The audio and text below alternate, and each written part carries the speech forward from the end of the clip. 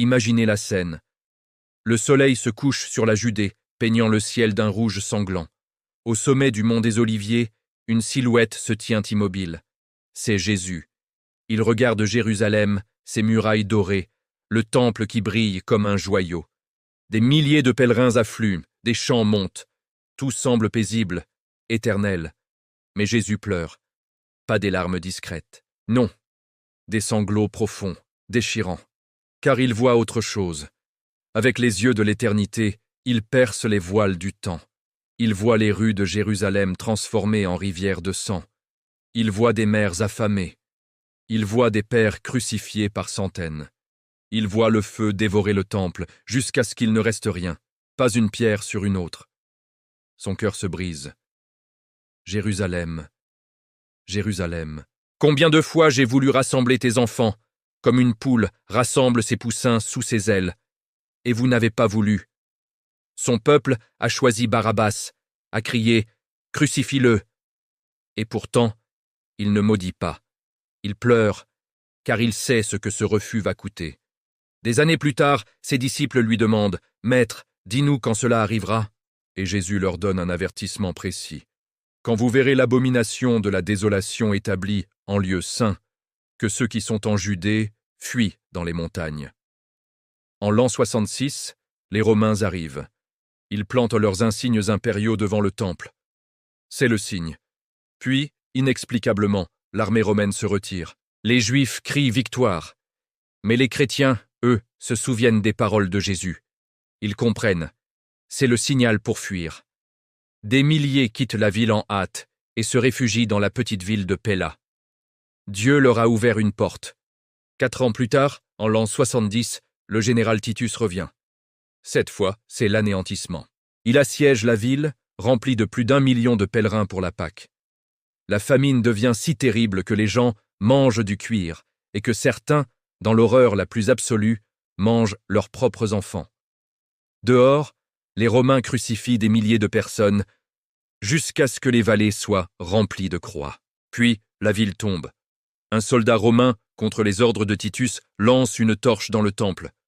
Le sanctuaire s'embrase. En quelques heures, il s'effondre. Pas une pierre ne reste sur une autre, exactement comme Jésus l'avait prédit. Des centaines de milliers de morts, la nation brisée.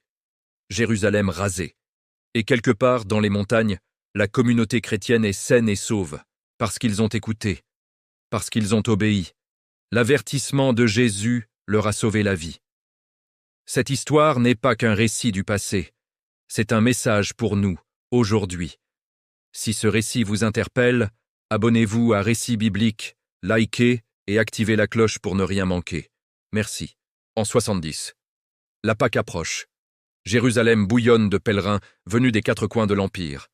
Plus d'1 million d'âmes entassées derrière des murailles qui, hier encore, semblaient invincibles. Les rues résonnent de chants, d'invocations, d'espoir de délivrance. Mais sous la surface, la ville pourrit de l'intérieur. Les factions zélotes se sont entredéchirées. Jean de Gichala et Simon Bar Giora, 2 chefs fanatiques, se disputent le pouvoir comme des vautours sur un cadavre. Ils pillent les greniers publics, incendient les réserves de blé pour empêcher toute négociation avec Rome. « Plutôt mourir libre que vivre esclave !» hurlent-ils. Et le peuple, affamé, les suit dans leur folie. La famine frappe comme un ange destructeur. D'abord discrète, les prix explosent, le pain devient introuvable. Puis elle devient monstrueuse. Les gens rongent les semelles de leurs sandales, mâchent du cuir bouilli, avalent de la paille pourrie. Les corps s'amincissent jusqu'à l'os. Les yeux s'enfoncent. Les enfants pleurent sans larmes. Et puis, l'horreur absolue. L'historien Joseph rapporte une scène qui glace le sang. Une femme nommée Marie, issue d'une famille noble, avait caché de la nourriture pour son nourrisson. Mais la faim la rend folle. Elle tue son propre enfant, le rôtit et en mange une partie. Quand les rebelles forcent sa porte, elle leur montre le reste du corps et dit calmement « C'est mon fils. J'en ai mangé la moitié. Prenez l'autre. » Les zélotes s'enfuient, horrifiés. Même eux reculent devant ce gouffre.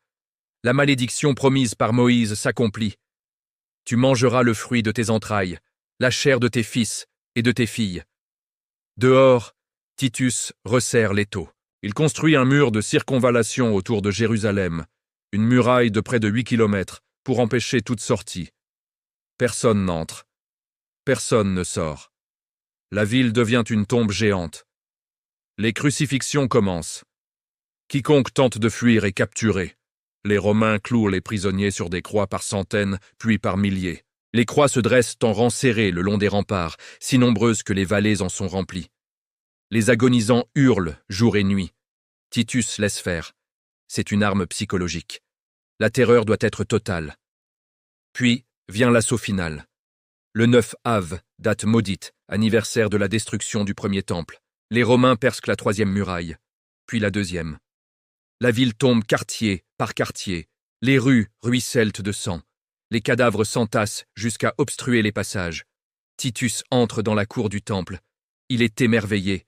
Colonnades immenses, portes recouvertes d'or, pierres polies comme des miroirs. Il donne un ordre clair, épargner le sanctuaire. Mais un soldat, pris de frénésie, lance une torche par une fenêtre. Le feu prend instantanément. Les rideaux d'or et de pourpre s'embrasent. Un grondement sourd monte. Le temple hurle sa mort. Titus accourt, hurle, supplie d'éteindre le brasier. Trop tard, les poutres s'effondrent, les pierres se descellent, tout brûle, tout s'écroule.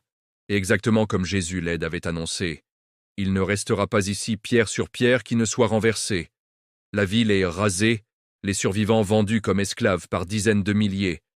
Mais au milieu de cet apocalypse, un miracle silencieux persiste. À Pella, de l'autre côté du Jourdain, la communauté chrétienne prie. Pas un seul n'est mort dans le siège. Ils ont obéi. Quand l'abomination de la désolation s'est dressée, ils ont fui, comme Jésus le leur avait ordonné. Et Dieu a tenu sa promesse. Ceux qui veillent ne seront pas surpris. La destruction de Jérusalem n'est pas seulement une tragédie historique. C'est un avertissement éternel, un miroir tendu vers nous aujourd'hui. Dieu pleure avant de juger. Jésus n'a pas condamné Jérusalem avec colère froide. Il a pleuré. Il a tendu les bras jusqu'au dernier instant. Aujourd'hui encore, il pleure sur les cœurs qui refusent son amour. L'orgueil précède la chute. Jérusalem a choisi l'orgueil national et ses murailles, plutôt que son sauveur. Combien aujourd'hui préfèrent leur indépendance plutôt que de se soumettre à son autorité aimante?